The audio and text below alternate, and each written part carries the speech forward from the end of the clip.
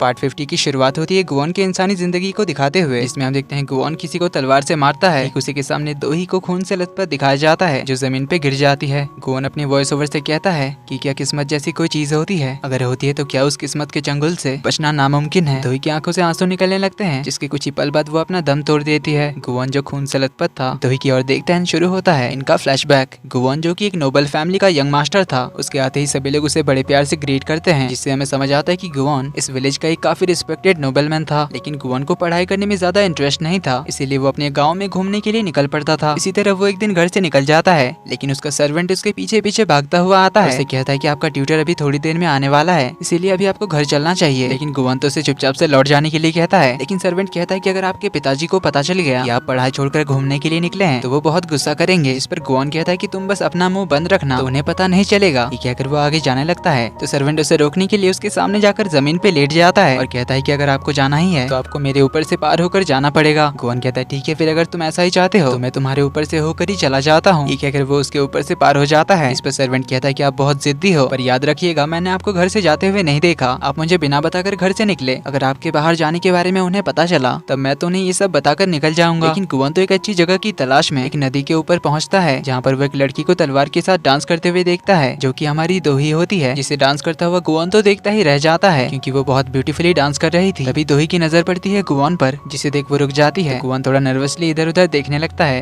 तो दोही यहाँ से जल्दी से अपने तलवार वगैरह उठाकर जाने लगती है। गुवोन उससे बात करने के लिए, उसे रुकने के लिए कहने के लिए आगे बढ़ता है, लेकिन ठंडे पानी में उसका पैर पड़ जाता है, जिससे वो तो चिल्लाने ही लग जाता है, ये कहते हुए कि पानी बहुत ठंडा है। दोही उसे ऐसे चिल्लाता हुआ देखकर रुक जाती है। गुवोन भी ऐसे चिल्लाना बंद करता है और दोही से कहता है कि सॉरी आपको ऐसे डिस्टर्ब करने के लिए, मैं तो बस अपनी पढ़ाई से थोड़ा ब्रेक लेने के लिए यहाँ पर आया था, इसीलिए डरने की जरूरत नहीं है, मैं कोई बुरा इंसान नहीं हूँ। गुवोन अपना नाम बता नहीं जा रहा था, पर दोही सामने से उसका नाम बोल देती है। कहती है इस विलेज में सभी को आपका नाम पता है, जिस पर गुवोन थोड़ा फ्लेक्स करते हुए कहता है हाँ वो मैं अपने गाँव में थोड़ा पॉपुलर तो हूँ, पर मैंने आपको यहाँ पहले कभी नहीं देखा, आप जरूर किसी दूसरे विलेज से हैं, वरना इतनी खूबसूरत लड़की के बारे में मुझे कैसे पता नहीं होता। या ये भी हो सकता है कि मैं अपनी पढ़ाई में इतना ज्यादा बिजी रहता हूँ कि मुझे लड़कियों से मिलने का टाइम ही नहीं मिलता। इस पर दोही कहती है अच्छा, पर मैंने तो आपके बारे में कुछ और ही रूमर सुने हैं। गुवोन तो काफी एक्साइटेडली पूछता है कि क्या सुना है। दोही बताती है कि आप एक प्रेस्टिजियस नोबल फैमिली से बिलोंग करते हो और आपके पिताजी के एक लौते बेटे हो जिसका पढ़ाई में कोई इंटरेस्ट नहीं है, इसीलिए आपके पिताजी आपको डिसिप्लिन करने के पीछे पड़े हैं, पर आप तो हमेशा उनके फैसले के खिलाफ ही होते हैं, इसीलिए सब लोग यहाँ पर आपको मोस्ट केयर फ्री लोफर के नाम से जानते हैं। जो सबसे गुवोन कहता है कि लगता है आपको मुझ में कुछ ज्यादा ही इंटरेस्ट है, जो मेरे बारे में आपको इतना कुछ पता है, पर मुझे तो आपके बारे में कुछ पता नहीं है, तो क्या आप अपना नाम मुझे बताना चाहेंगी। दोही के कुछ जवाब देने से पहले ही सर्वेंट यंग मास्टर चिल्लाते हुए यहाँ पर पहुंच जाता है। उसे यहाँ पर आता हुआ देखकर दोही यहाँ से भागकर चली जाती है, तो गुवोन सर्वेंट पे थोड़ा नाराज होता है, पर सर्वेंट तो दोही को देखते हुए कहता है कि जितना सुना था ये लड़की तो उससे भी ज्यादा खूबसूरत है। जो सुन गुवोन उससे पूछता है कि क्या तुम इसे जानते हो। सर्वेंट कहता है हाँ मैं जानता हूँ। इस पर गुवोन कहता है कि फिर बताओ कि ये लड़की किस नोबल फैमिली से बिलोंग करती है। इस पर सर्वेंट उससे बताता है कि ये किसी नोबल फैमिली से नहीं है, बल्कि हानयांग शहर से आई हुई गवर्नमेंट कोर्टिजान है, यानी कि जो rich and powerful government officials के सामने डांस करती है। तो गुवोन सर्वेंट से उसका बताने के लिए कहता है। सीन कट होता है रात में गुवोन कुछ गवर्नमेंट ऑफिशियल्स के साथ बैठा होता है, जहां उन्हें दूसरे कोर्टिजान्स ड्रिंक सर्व कर रही थी। तभी वहां पर डांस करने के लिए दोही आती है, जिसे गुवोन तो देखते ही रह जाता है, लेकिन गुवोन को यहाँ पर देखकर दोही चली जाती है। कुछ दिन बाद गुवोन दोबारा से उस घाटी में आता है जहाँ पर वो दोही के आने का वेट कर रहा था। काफी रात हो जाती है तब यहाँ पर दोही आती है, लेकिन गुवोन को यहाँ पर देखकर वो वापस जाने लगती है। तो गुवोन उसे रोककर सॉरी कहता है कि मैं बस तुमसे उस दिन मिलने गया था, फिर भी अगर तुम मुझसे इस वजह से नाराज हो तो मुझे माफ करना। दोही पूछती आप मुझसे माफी क्यों मांग रहे हैं, क्या आपने कुछ गलती की है। गुवोन तो उससे कोई जवाब नहीं दे पाता, तो दोही कहती कि अगर आपको पता नहीं है कि आपकी गलती क्या है तो बिना बात के माफी मांगने की जरूरत नहीं है। ये बोलकर वो चली जाती है। दिन अगले दिन हमें गुवोन के घर का सीन दिखाया जाता है, जहाँ पर सर्वेंट उसे जगाने के लिए आया था, क्योंकि गुवोन काफी देर तक सोता था। गुवोन के ट्यूटर के आने का टाइम हो गया था, इसलिए सर्वेंट उसे जगाने के लिए अंदर जाता है, जहाँ पर वो देखता है कि गुवोन तो तैयार होकर पढ़ाई करने के लिए किताब लिए बैठा हुआ था, जिसे देखकर सर्वेंट तो हैरान रह जाता है, क्योंकि बचपन से लेकर अब तक गुवोन इतना जल्दी कभी नहीं जगा था। सर्वेंट पूछता है कि आखिर आपको आज हुआ क्या, कहीं आपकी तबीयत तो खराब नहीं हो गई। इस पर गुवोन कहता है कि मैंने आज से पढ़ाई करने का डिसाइड कर लिया है, आज से मेरा फोकस सिर्फ पढ़ाई पर होगा। पर इसके बाद ही वो किताब लेकर उसी जगह पर पहुंच जाता है जहाँ दोही डांस प्रैक्टिस करने आया करती थी। तो वो उसी जगह पर बैठकर दोही के आने का वेट कर रहा था। पढ़ाई तो बस एक बहाना था, वो आराम से लेटा हुआ टाइम पास कर रहा था। तभी वो दोही को इधर ही आते हुए देखता है, तो उसे देखकर जल्दी से पढ़ाई करने के लिए बैठ जाता है और जोर जोर से पढ़ने लग जाता है।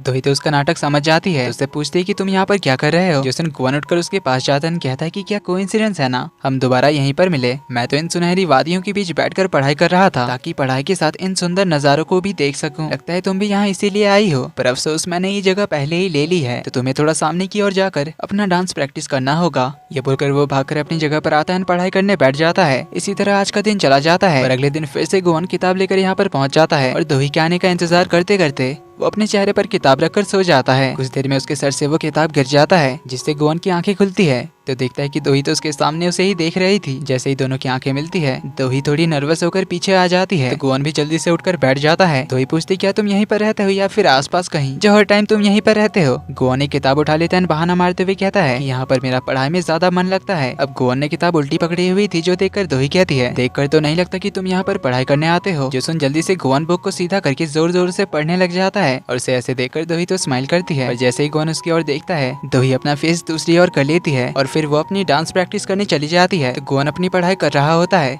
और कभी छुपकर दोही को देख भी रहा होता है। वहीं दोही भी अपना डांस प्रैक्टिस करते हुए चुपके से गोवन को देखती है, लेकिन एक टाइम पर दोनों की नजरें मिल ही जाती है, जिससे दोनों थोड़ा नर्वस होकर दूसरी साइड फेस कर लेते हैं और इसी तरह अपना अपना काम कंटिन्यू रखते हैं। तो इसी तरह दोनों यहाँ पर हर रोज मिला करते हैं और हर बढ़ते दिन के साथ दोनों के बीच की दूरियां कम होते जाती है। दोनों का छुपकर एक दूसरे को देखना कंटिन्यू रहता है। गोवन तो दोही को डांस करता हुआ देखकर एकदम खोसा जाता है कि उसका ध्यान तो दोही से हटता ही नहीं। पर जैसे ही दोही उसे देखती है तो गोवन किताब हाथों में लेकर पढ़ने लग जाता है। इसी तरह जब एक दिन डांस करते हुए दोही गोवन को देख रही होती है, तभी उसकी एक जुत्ती नीचे गिर जाती है जो पानी में जाकर गिरने वाली होती है। गोवन ये देखते ही दोही से कहता है कि मैं उसे लेकर आता हूँ। कहकर वो जाने लगता है, पर दोही उसे रोकते हुए कहती है कि ये खतरनाक हो सकता है। अब दोही ने उसका हाथ पकड़कर उसे रोका था और फिर जल्दी से उसका हाथ छोड़ते हुए कहती है कि यहाँ पर पत्थरों से फिसलकर आप गिर भी सकते हो। इस पर गोवन कहता है कि डोंट वरी, मैं इतने सालों से तलवारबाजी, तीरंदाजी और भाला फेंकने में ट्रेंड हूँ, जिससे मेरी बॉडी और मेरा दिमाग काफी स्ट्रॉन्ग है। तो उस जुत्ती को लाना मेरे लिए तो बाएं हाथ का खेल है। ये कहकर वो जुत्ती को लाने के लिए भागते हुए चला जाता है, लेकिन जुत्ती पानी में बहते हुए थोड़ी दूर चली गई थी, इसीलिए दोही को गोवन की फिक्र होती है। तो वो ऊपर की साइड से उस ओर जाने लगती है।